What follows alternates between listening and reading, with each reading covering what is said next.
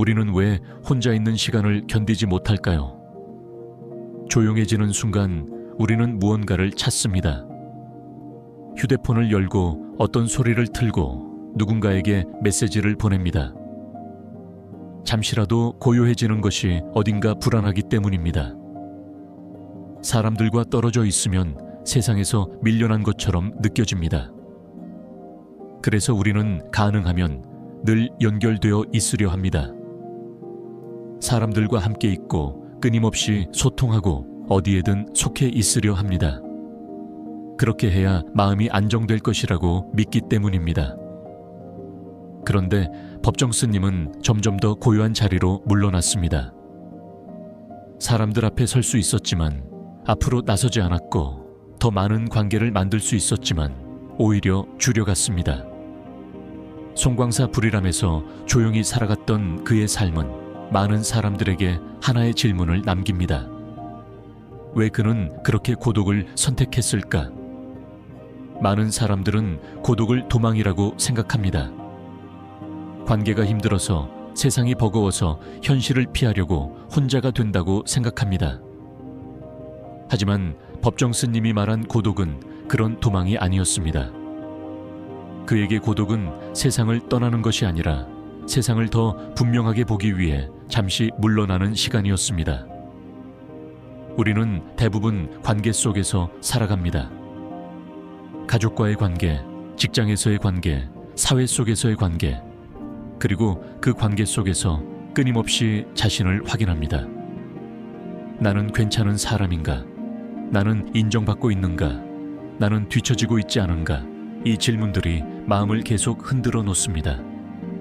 그래서 우리는 사람이 많을수록 마음이 편안해질 것이라고 생각합니다. 하지만 실제로는 다른 일이 일어나기도 합니다.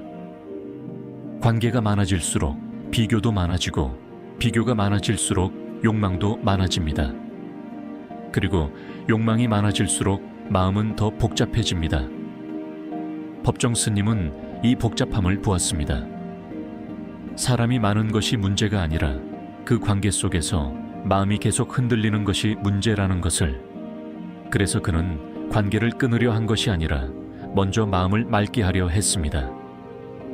그 방법이 바로 물러남이었습니다. 조금 떨어져 보는 것, 조금 말수를 줄이는 것, 조금 덜 만나고 조금 덜 붙잡는 것. 그렇게 물러나면 비로소 보이기 시작합니다. 지금까지 내가 붙잡고 있던 것들이 얼마나 많았는지, 인정받고 싶다는 마음 비교해서 이기고 싶다는 마음, 놓치고 싶지 않다는 마음, 그 마음들이 얼마나 마음을 흔들어 왔는지. 고독은 사람이 없는 상태가 아닙니다. 고독은 잡음이 없는 상태입니다. 외부의 소음뿐 아니라 내 안의 소음이 조용해지는 상태입니다. 그래서 법정 스님에게 고독은 외로움이 아니라 정리의 시간이었습니다. 말을 줄이고 욕심을 줄이고 불필요한 관계를 줄이며 마음을 맑게 하는 시간. 법정 스님에게 고독은 세상을 떠나는 일이 아니었습니다. 오히려 세상을 더 맑게 보기 위해 한 걸음 물러나는 일이었습니다. 마음이 맑아지면 세상을 보는 눈도 달라집니다. 전에는 붙잡아야 했던 것들이 조금은 가벼워 보이고, 전에는 두려웠던 것들도 조금은 덜 중요해 보입니다. 그래서 법정 스님의 고독은 세상을 끊는 고독이 아니라 세상에 덜 휘둘리기 위한 고독이었습니다.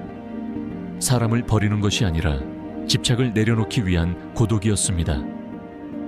우리는 모두 산으로 갈 수는 없습니다. 모든 관계를 줄일 수도 없습니다. 그러나 잠시 멈출 수는 있습니다. 하루 중 잠깐이라도 알림을 끄고 말을 줄이고 혼자 있는 시간을 가지는 것.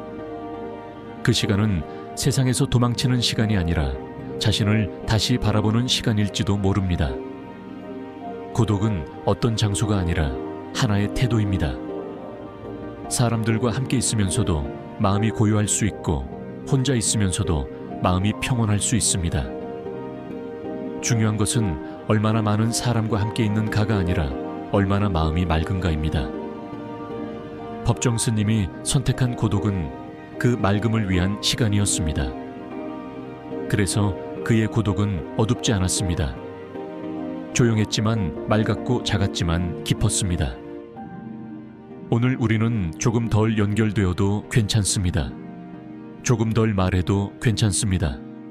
잠시 혼자 있어도 괜찮습니다. 고독은 도망이 아닙니다. 세상을 떠나는 시간이 아니라 잠시 자신에게 돌아오는 시간일지도 모릅니다.